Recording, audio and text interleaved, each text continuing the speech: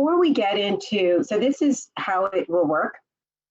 I'm going to go through a few slides that talk about your lifestyle as a lupus warrior and staying active in your management of your lupus disease. And in that, what we'll do is we'll talk about a few things, and then we will end with a guided meditation. And so I know it's the middle of the day on my side, and so, but we are really going to kind of bring it down a little bit at the end of it. So here we go.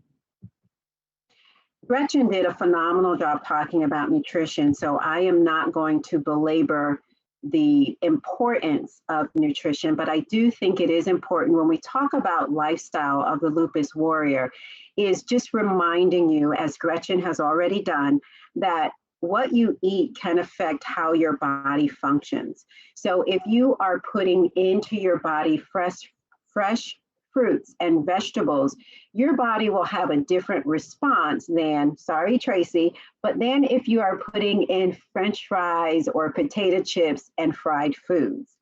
And so in order for our bodies to function at an optimal level, we need to put in foods that when it's extracted nutritionally, that it's giving our body the nutrition that we need. So everything you eat and drink has an effect on the body. Tall glass of water, which is what Tracy suggested that we all get, versus a can of soda. They will have very different effects, even at the cellular level on your body. So I encourage you to eat healthy. Doesn't mean that you need a card at the health food store, but it does mean that when you're going into the grocery store, that you're mostly staying on the outer aisles of the grocery store where your fresh fruits and vegetables lie, as opposed to the inner aisles where more of your processed foods will live. As you know, many of you know, GSK has an Us and Lupus Facebook page and Us and Lupus community. And one of the visitors to our community oftentimes will write messages. One of the messages is this: keep a log of your symptoms. Watch what you eat and drink. When there is a symptom, be sure to log it, to log what you've eaten so that you can track your flares.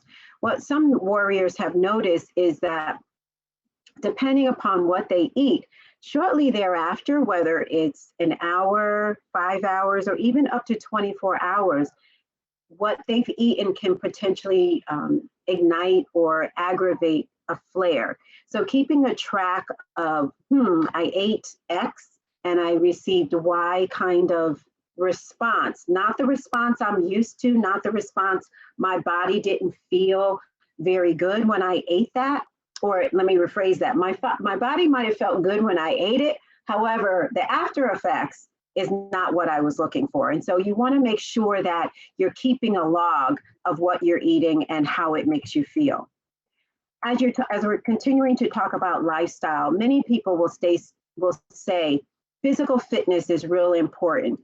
I'd like to say that staying active is real important, because sometimes when we say physical fitness, someone might think of that as, oh, I have to run, or I have to jog, or I have to do certain things. But what we want to encourage you to do when you're talking about your lifestyle is to stay active, whether that activity means walking to the corner store, whether it's walking along the beach, whether it's putting on your favorite record that you used to dance to, what you think was, the record that got you motivated to get up and dance, and just let that record play, whether it's a 3-minute version, I'm talking about records.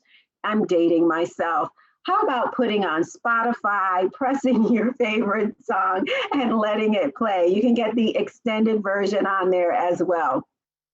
But the most important thing is that you put on some music that will get your body moving, whether it's slow music or fast music. The important thing is moving every day. And that's so important to help our joints and our muscles stay strong. So activity is important for your physical as well as your mental health. I know for me this morning, I was running around like crazy, and I said, you know what, I'm just going to go outside and just walk for just about 30 minutes before everything starts. And believe it or not, it just brought such a calmness to not just my physical body, but also my mental state. And so I would encourage you to look at staying active, not just for your physical body, but also for your mental state.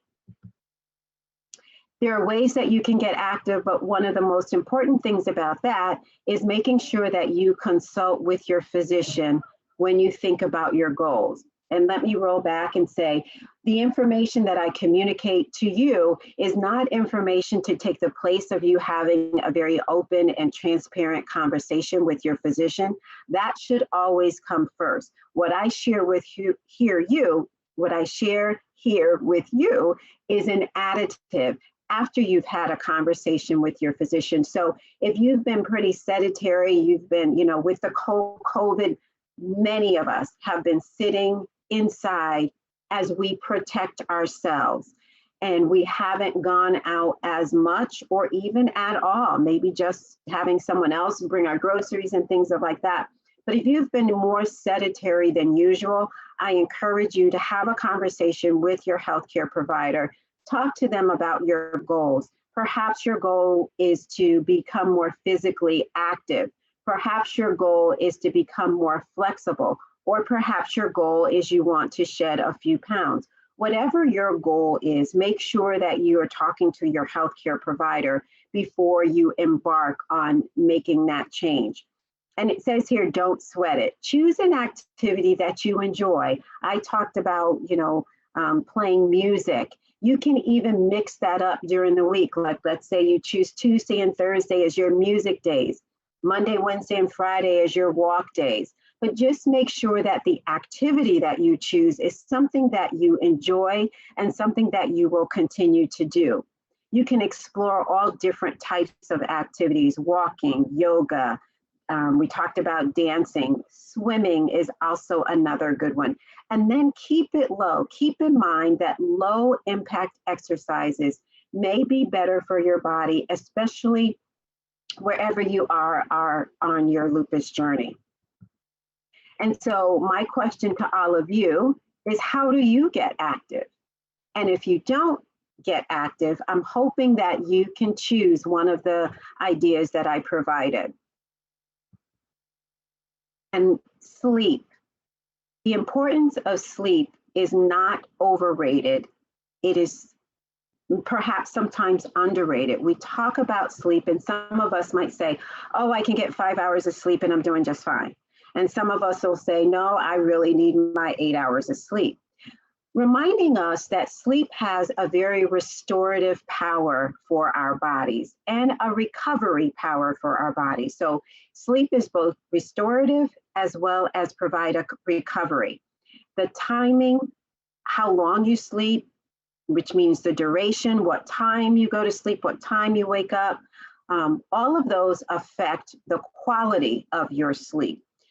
For instance, if you are one who say, okay, as soon as the sun goes down, I'm going to lay down and rest, or if you're someone who watches the 11 o'clock news before you lay down and rest, what's really important about the sleep is that you put yourself as best you can on a routine, and that you set a stage for how that routine will happen. We have read in the literature that it says they want us to turn off all of our electronics at least an hour before you go to bed. So if you know that you're gonna watch the news at 9 o'clock, that is and then 10 o'clock may be the time that you try to go to bed. And so turning off your electronics, and then perhaps reading, I like to have a cup of chamomile tea. That works really well for me. But knowing that sleep can affect not only your metabolism, but it also can affect your weight, your immune function, how resistant your body is to certain diseases, whether those diseases are viral or bacterial, and just really your overall quality of life. So I strongly encourage you to, develop a pattern for your sleep and develop a routine for your sleep. And someone may ask, well, is taking a nap during the day okay? I would say yes, it's okay, but watch how long you take your nap, because you don't want the length of your nap to interfere with your restorative or your more restorative time that you take in the evenings for your sleep. And some rest easy tips for better sleep is see how much you need. And I'll tell you a little story. So I was feeling, okay, I can get by on 5 hours of sleep. And then I decided to get some electronic device to help me. And then I decided not to put my alarm on for 5:30. And when you know it, I slept till like 7:30. And then I realized that my body needs more sleep than I was actually giving it. And my kids will tell you, when I get more sleep, I am a much better mommy. So if that's you, try it. Try not setting your alarm, or try going to bed earlier than you usually do to see how much sleep that you need. Try and keep a consistent schedule each day, and then, create a very sleep-friendly room. Darken the shades or close the blinds. Make it your room a little bit cooler of a temperature. We talked about having electronic free an hour before. You can train your brain to stick to a nighttime routine that is very relaxing, and consider, again, listening to music, very relaxing music. Some people even stretch, not work out, with not very strenuous, very low impact, stretching before they go to bed, just to release the muscles. And we'll talk a little bit about that when we do our mindfulness. And then again, mindful, we talked about naps, 30 to 60 minutes maximum time. But way different time span before you go to bed. A little bit, just because I'm here in Virginia Beach, about sun safety, making sure that you cover up. We are now, even though it's the end of February, we're going to be moving into the times where the sun will be out longer. Just making sure to remind you about photosensitivity, remind you about the ultraviolet rays that can impact your body, and can also, for some people, it may cause a flare. And again, limiting your time in terms of sun safety between 10 a.m. and 4 p.m., wearing additional sunscreen, and then staying protected. Long sleeves, a big floppy hat, long pants, all of those things can help us decrease the amount of ultraviolet rays that directly impact our body. And so now I'm going to transition for just a little bit into some mindfulness. And you can just bear with me a minute. I'm going to put on some waves.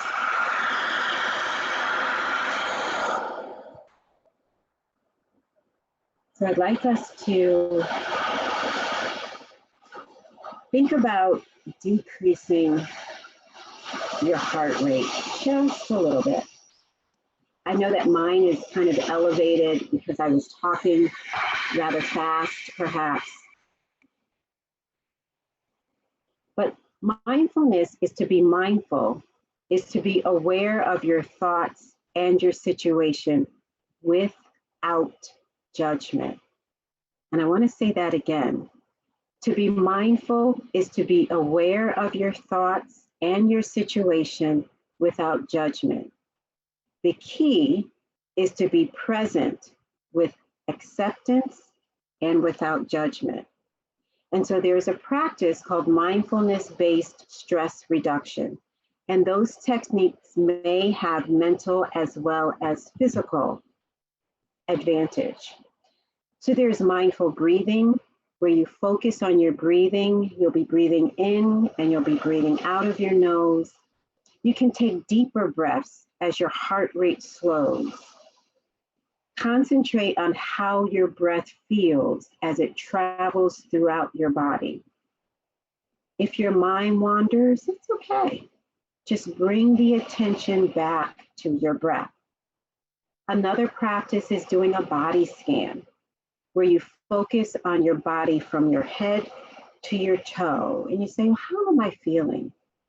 Are the forehead, are the lines in my forehead a little bit wrinkled, or are they relaxed? Do I feel tension in my shoulders? Do I need to move my head from side to side to relax a little bit? Concentrate on areas of tension, on pain, or areas of stress, and then visualize that relaxation of that area. And then there's also mindful walking. You'll walk slowly and practice awareness of the sights and the sounds and the sensations that you experience. I like to walk along the beach. And this earlier today, we took off our shoes and just felt the sensation of the sand in between our toes. Now, my daughter, not her thing. But for me, it was very, very relaxing. And so I'm going to try and stop sharing screen.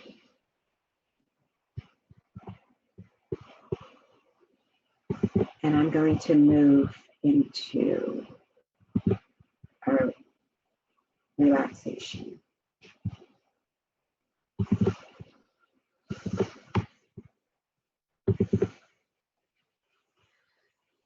Okay, so now I invite you to join me for the next 5 minutes or a little bit more for a session of guided meditation. And I'm going to stop playing the waves right now.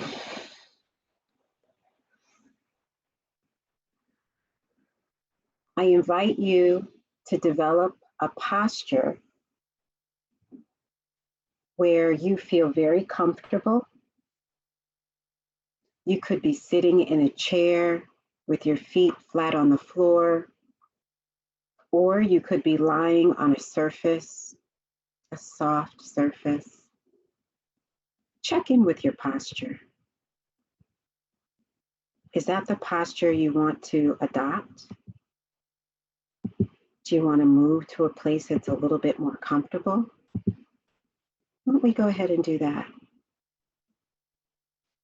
And then, if you feel comfortable, I'm going to ask you to close your eyes. During our short session, emotions might become very strong. I would invite you to believe that you are in a safe space. If there is anything that is said during this session that makes you feel overwhelmed or uncomfortable, gently open your eyes and come to your breath. I'm going to ask you to take 3 relaxing breaths after I ring a bell. And it should make you feel very, very comfortable. But again, if there is any uncomfortable feeling, please gently open your eyes and see and feel that you are in a safe space. And the bell.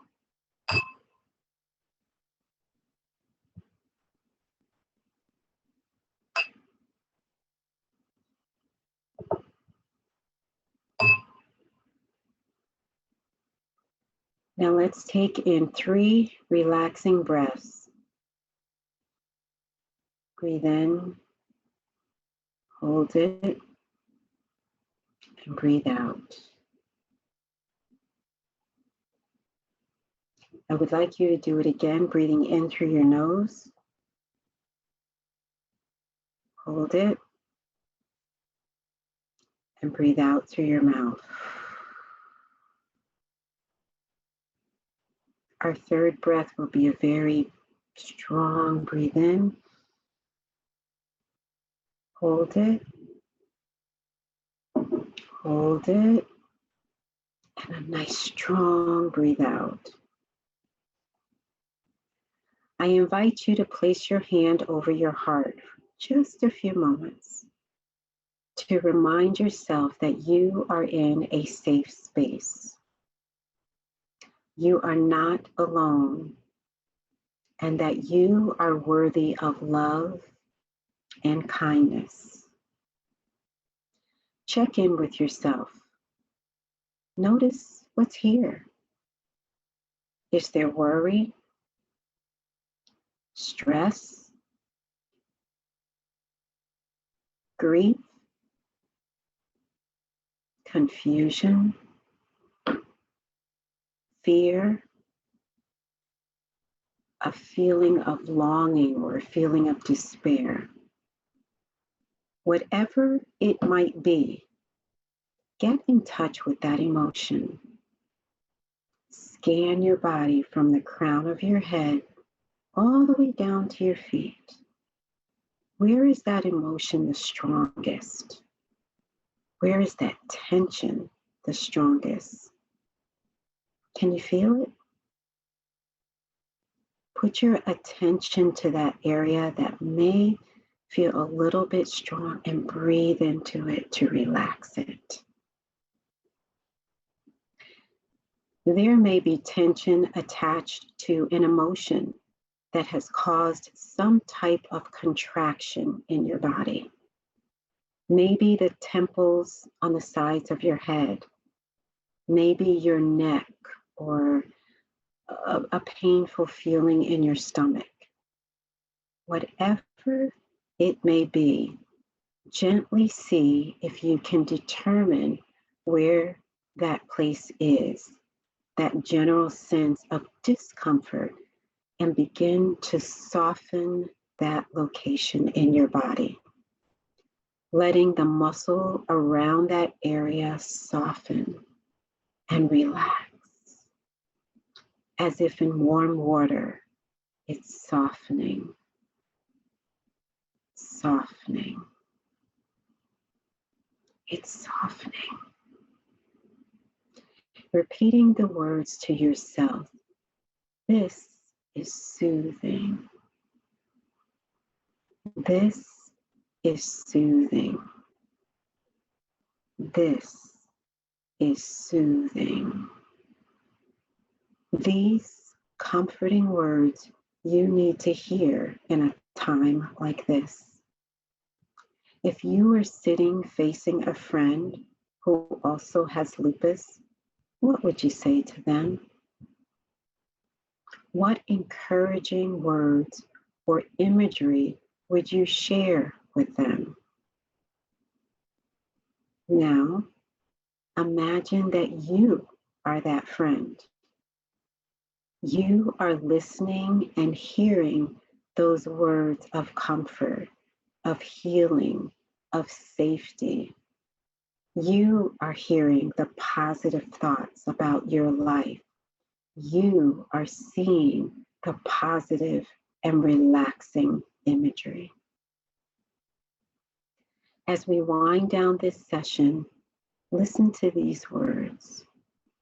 Surrounded by anxiety is the current state that we may be in. Let us seek calm. Acknowledge that life has slowed down and we can all reassess our priorities. We must breathe and enjoy the breath. Let us enjoy the time that we have. Let us seek health and health care. Let us focus on self and self-care. All that nourishes the mind and the body, let us find it. Listening to our hearts and observing with curiosity. Let us creatively explore the gift of life. Confronted with isolation and physical distancing, let us choose to seek connection with self and with others electronically. Discovering how to be alone and yet not to be lonely. You are not alone. Let us seek all that nourishes the mind and the body. Let us explore this gift of life. Our session has together has now come to a close. I invite you to take 3 deep breaths with each bell and then open your eyes.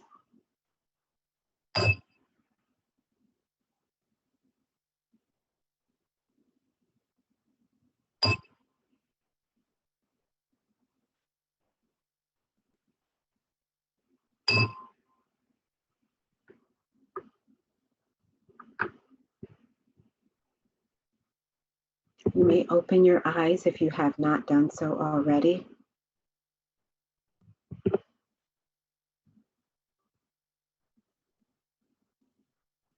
Tracy, are you there? I am. I'm feeling relaxed and mindful.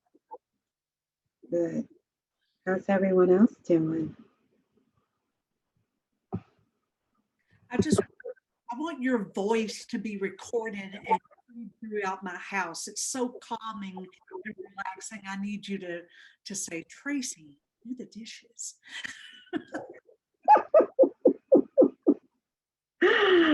Oh, Have any questions on, just drop them on Q&A or the chat. And also, we want to know what your daughter's competing in.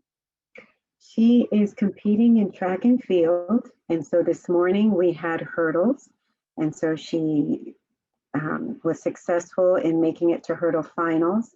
And so after hurdles, there's long jump. And after long jump, there's high jump. And then on tomorrow, there's triple jump.